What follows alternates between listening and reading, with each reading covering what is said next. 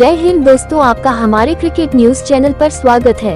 आप भारतीय टीम के खतरनाक बल्लेबाज किंग कोहली को पसंद करते हैं और महान मास्टर सचिन का रिकॉर्ड ब्रेक करने वाले किंग कोहली को भारत का एक महान खिलाड़ी मानते हैं, तो किंग कोहली के लिए एक लाइक और सब्सक्राइब तो जरूर बनता है।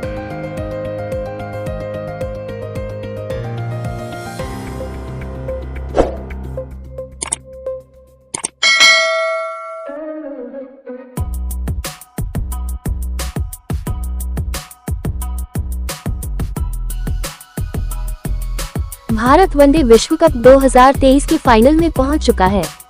अब टीम इंडिया विश्व विजेता बनने से एक जीत दूर है। सेमीफाइनल में भारत ने न्यूजीलैंड को 70 रन से हराया। भारत की इस जीत में कई लोगों का योगदान था।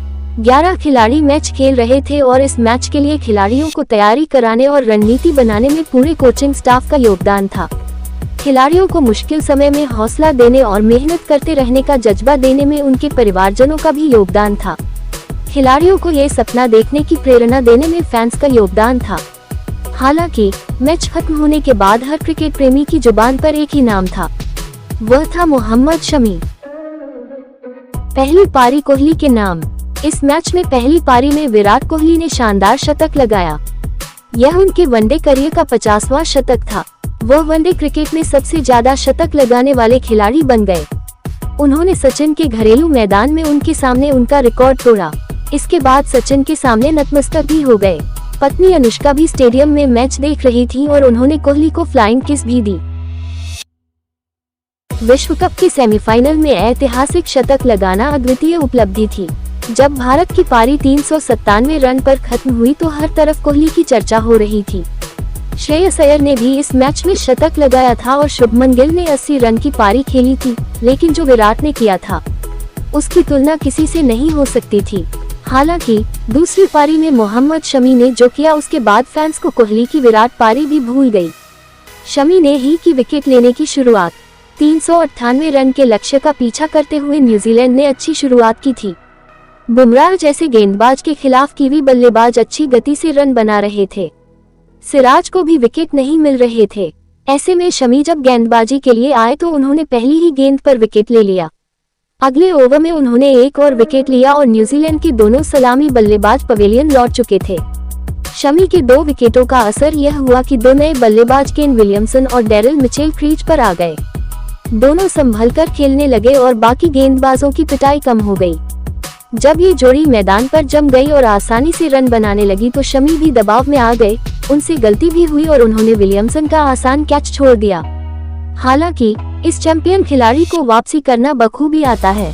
उन्होंने उसी विलियमसन को आउट कर अपनी गलती की भरपाई की।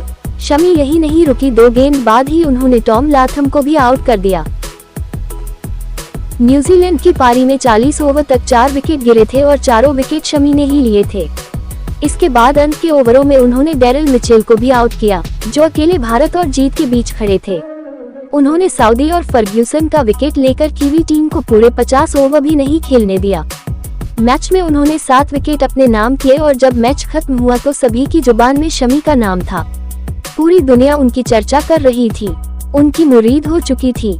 शमी ने सेमीफाइनल में 7 विकेट लेकर पूरी महफिल लूट ली और कोहली के शतक को भी बौना साबित कर दिया। लेकिन उन्हें मिल रहा प्यार सिर्फ एक मैच के प्रदर्शन का नतीजा नहीं है। उन्होंने पिछले कई वर्षों में लगातार मेहनत की है। इस विश्व कप में भी उन्हें शुरुआती 4 मैच खेलने का मौका नहीं मिला था, लेकिन हार्दिक की चोट शमी और टीम इंडिया के लिए संजीवनी बनकर आई। 5वें मैच में शमी खेले और न्यूजीलैंड के खिलाफ कमाल कर दिया।